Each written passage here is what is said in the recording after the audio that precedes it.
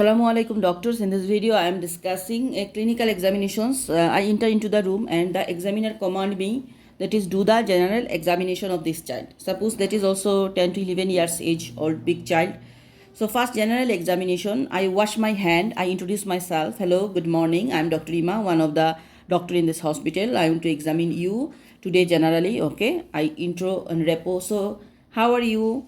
Nice to meet you. Your shirt is very nice. Like that, I'm repo and clarify already ruled and permission I have taken. Then in this meantime, I will look at the child.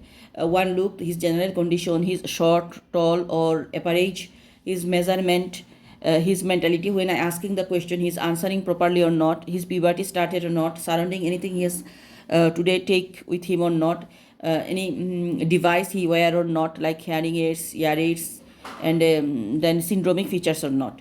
The general examinations, I will inspect the neck first, that is any neck swelling present or not. Then I will go to the child, tell the child, can you please stand? So he will be stand. I will tell him to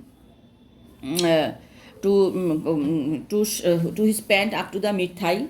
Then I will be sit and look at his leg, concentrating. So I find some capulate spot. Suppose capulate spot, I will count 1, 2, 3. I will start counting, and that is maybe capulate spot. Then I understand that it is a case of neurocutaneous syndrome. Leg, I will then also tell the back. I want to examine his back. I will go the back. I will see that is there any back, any capulate spot. I will find there is H-leaf macule, that is whitish leaf-like capulate spot and H-leaf macule on the back. Then I find there is suppose shagreen patches. Shagreen patches on the back. So I understand it is a tuberous sclerosis case, and also back I will see. Then I will tell the child, can you go to the door and come back? I will look at the gate, and I will take his measurement, his sitting height and standing height. Then I will go to the hand. I'll see his hand nicely. Is there any pale, jaundice, anything present or not? Then I will check his pulse, and also then a full hand I am looking. I find there is a capulate spot. Then axilla I will look at. Then go the head. I want to check the head circumference. I find on the mouth there is some adenoma sebaceum. So it is a case of tuberous sclerosis, we understand. And I visual acuity. I tell him any distance object you see or not, nose. Then I'll tell him to show me the teeth. I'll find there is we know that in teeth we find enamel hypoplasia or teeth abnormality. So enamel hypoplasia or teeth abnormality we find in tuberous sclerosis. Then go neck, then the heart. I will auscultate the heart. After that I will go the abdomen. Bimanually I will palpate the abdomen, because renal mass we can find polycystic kidney disease, angiomyolipoma. These are associated with tuberous sclerosis.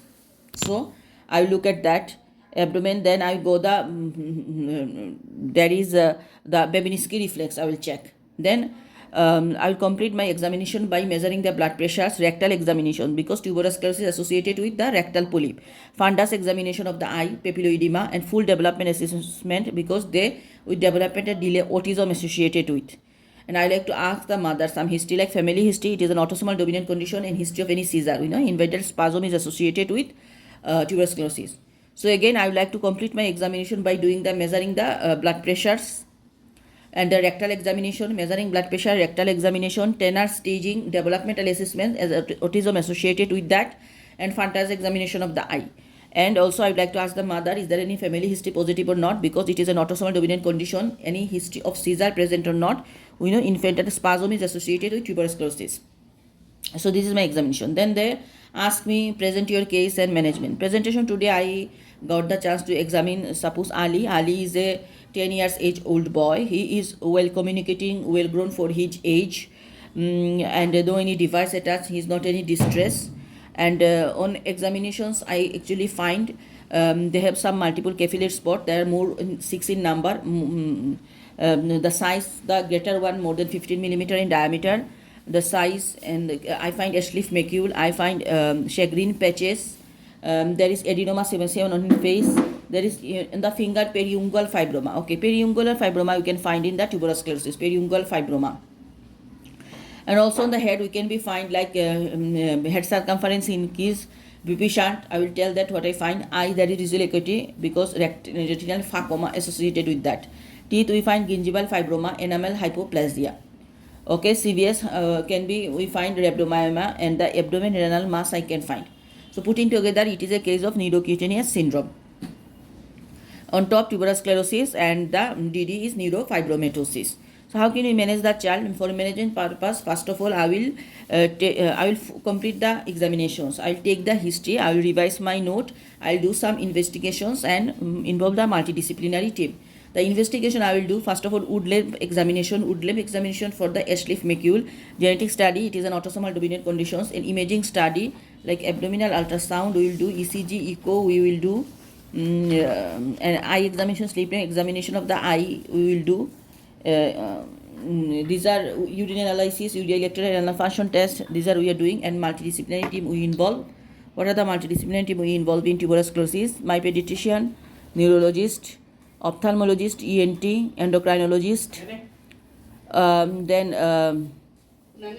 physiotherapist, occupational therapist, pediatric surgeon, guys with the school psychological support to the family. So this is all about tuberous sclerosis, neurofibromatosis. Both are, I would like to complete my examination by doing the blood pressure measurement, tenor staging, developmental assessment, and asking the mother family history possible or not. Eye examination also we do, positive or not, because both are autosomal dominant conditions. So this is in tuberous sclerosis we will add rectal examinations, as rectal polyp is associated with tuberous sclerosis. Thank you.